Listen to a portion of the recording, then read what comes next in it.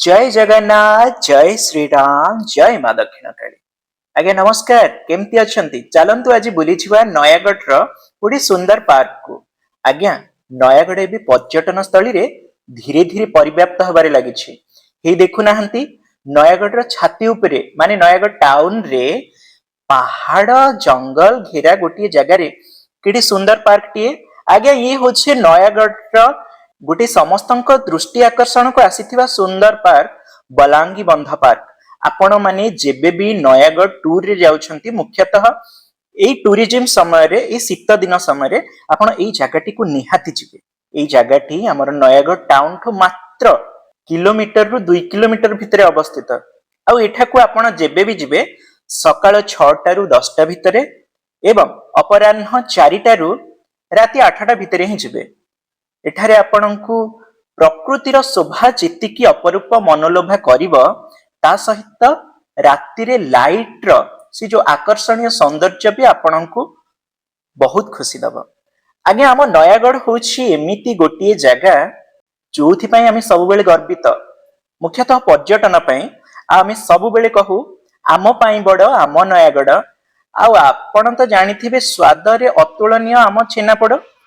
आज्ञा बनपहाड़ रे भरा नयागढ़ जिले रे रहिछि भरपूर पर्यटन क्षेत्र। आपण जेबे भी टूरिस्ट रे जाउछंती किंबा टूर रे जाउछंती कंटिलो नीलमाधव, शरणकुल श्री लडुआबा, ओडगाँ रो श्री रघुनाथ और रणपुर रो श्री जगन्नाथ मंदिर सहित तल मणिनाग उपर मणिनाग देखिबाकू जम्मारू भूलिबे नाही।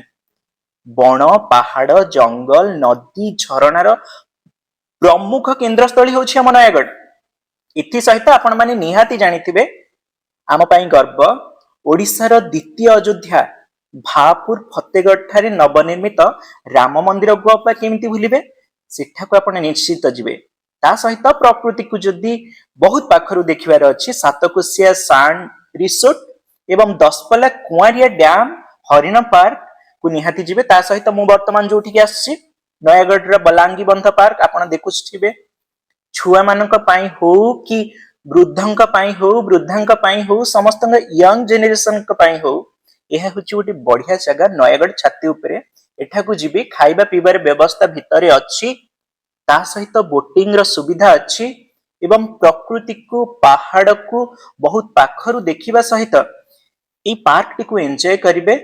एवं मु ग्यारंटी दउछि आपनको बहुत खुशी लागिवो। थरे ना थरे नयागढ़ आसंतु। मो बुलिबा को जाइतिली मो जिल्ला मु बुलिली। आपण माने मध्य आसंतु। मु आपनको इनवाइट करूछि। आपण नयागढ़ रो पर्यटन क्षेत्र को केबे भी मिस करि परिबे नाही।